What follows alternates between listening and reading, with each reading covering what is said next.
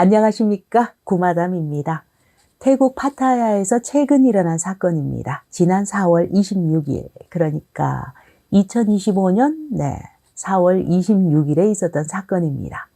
25세 여성을 살해하고 아주 잔혹하게 시신을 훼손한 중국인 남성이 붙잡혔다고 합니다. 피해자의 시신에서 장기가 사라지고 없어서 장기 매매 의혹이 제기되기도 했지만 그는 성관계 문제로 다투다가 범행을 저질렀을 뿐이다 라고 주장하고 있다고 합니다. 죽임을 당한 여성의 심장과 폐가 적출되어 있고 일부는 사라지고 없었던 것이죠. 시신을 발견한 사람은 그 아파트 청소 등을 담당하는 아파트 관리 직원이었다고 하는데요. 이 직원은 사건이 있었던 날 새벽 2시쯤 문제의 호실에서 남자와 여자가 심하게 다투는 소리를 들었었고 여자 목소리가 들렸었다고 합니다. 날 놔줘, 해치지 마라며 비명을 지르는 소리도 들었었다고 합니다. 그리고는 발걸음 소리와 문을 발로 차는 소리가 1시간 동안이나 이어졌다고 하는데 새벽 1시에 비명 소리와 해치지 말아달라는 소리를 들었는데 어째서 즉각 당시에 확인해 보지 않았던 것일까요? 어쨌든 다음날 관리 직원으로부터 간밤의 일을 보고받은 고용주, 아파트의 해당 호실로 가서 상황을 알아보라고 그 직원에게 지시했고 직원이 문제의 아파트 문을 두드렸을 때는 아무도 대답하지 않았다고 합니다. 조용했다는 것이죠. 그래서 비상 열쇠를 이용해서 문을 열고 들어갔더니 욕실의 욕조에 여성 시신이 있었다고 합니다. 집안에는 시신 말고는 없었고요. 경찰에 바로 신고를 하게 되죠. 이 시신은 아주 잔혹하게 훼손된 상태였는데 음부에서 목으로 이어지며 복부가 쭉 흉기로 손상된 상태였다고 합니다. 그렇게 심장은 적출되어서 바로 옆에 놓여 있었고 왼쪽 폐, 이미 사라지고 없었다고 합니다. 욕조에는 핏자국이 거의 남아있지 않을 정도로 깔끔하게 청소가 이미 된 상태였으며 경찰은 아파트 방에서 커다란 비닐봉지와 가위를 발견했다고 하는데요. 범인이 사용한 물건으로 생각됩니다. 피해자의 신원은 25세 여성 워라눈으로 확인됐는데 그녀는 트랜스젠더였다고 하네요. 그런데 범인, 어디로 사라진 것일까요? 아파트 관리자는 해당 아파트를 임대한 세입자는 중국인이었으며 사건 전날 오전 9시쯤 일주일분의 방세를 미리 냈다고 합니다. 경찰 조사에서 이 중국인은 42살의 푸통융으로 이전에 관광비자로 태국을 두세 차례 방문한 이력이 있었다는 것입니다. 태국 경찰의 신속한 추적 끝에 사건 당일 그는 바로 붙잡히게 됩니다. 오후 1시 45분쯤 방콕의 수완나품 국제공항에서 체포되게 되죠. 당시 그는 중국 윈난성 쿤밍으로 향하는 중국의 동방항공편으로 출국 수속을 밟고 있던 중이었다고 합니다. 끔찍한 사건을 저지르고 자기 나라로 도망가는 중. 경찰이 확인한 CCTV 영상에서 푸는 범행 당일 오전 7시 50분쯤 숙소에서 홀로 나와서 오토바이 택시를 타고 관광버스를 타고 방콕으로 향하고 있었습니다.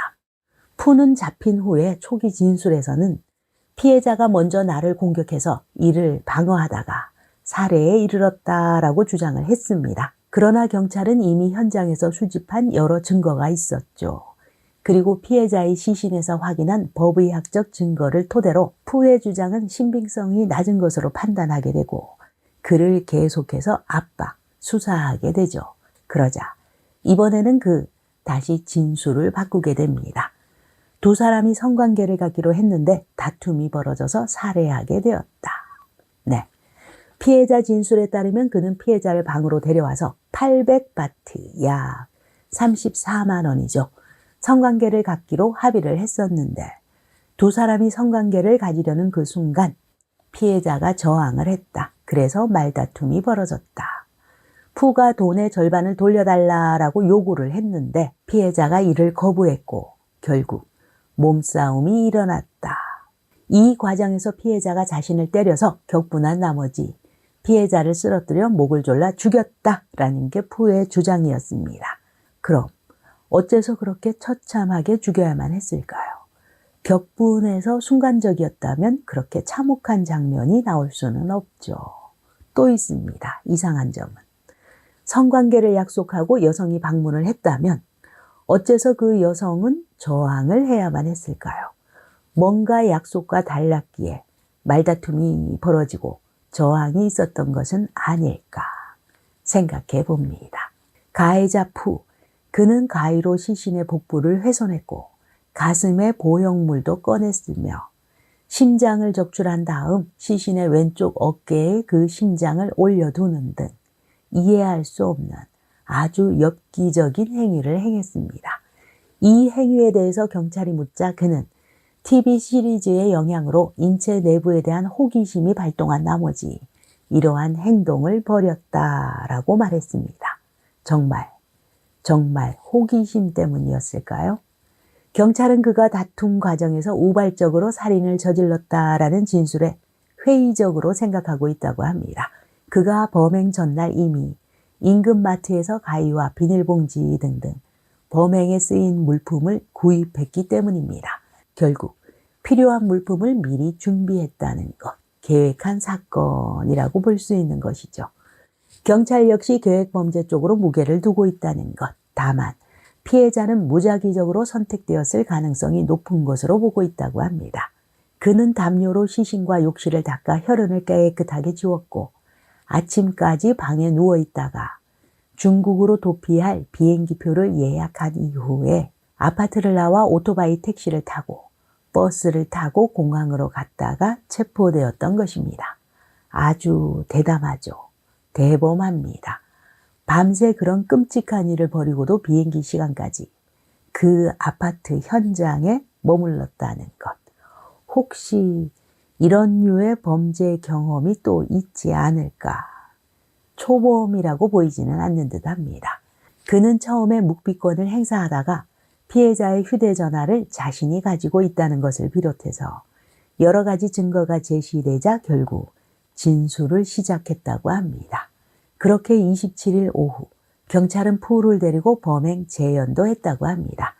범행을 벌인 아파트, 가위와 비닐봉지 등 범행에 쓰인 물품을 구입한 마트, 버스 터미널, 그리고 피해자를 처음 만났다는 해변 등등 총 4곳에서 진행됐다고 하네요. 그는 체포된 뒤에서야 피해자가 트랜스젠더였다는 사실을 알게 됐다고, 범행을 저지르는 동안에는 이에 대한 인식이 없었다고 주장했습니다.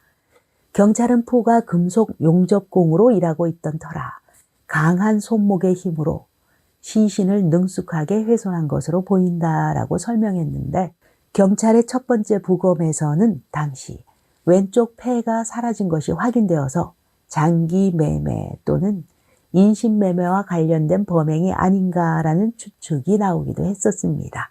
그러나 경찰은 이를 단정할 만한 증거가 없다라고 밝힌 상태이고요.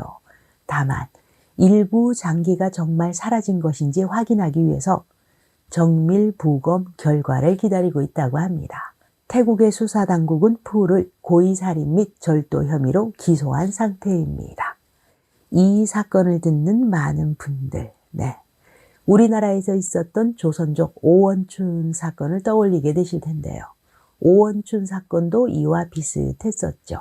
그때도 피해자의 몸을 훼손해서 뭔가 별도로 쓰임을 하려는 듯이 까만 비닐봉지에 나눠 담아서 그랬었습니다. 정말 소름 끼치는 사건이었죠.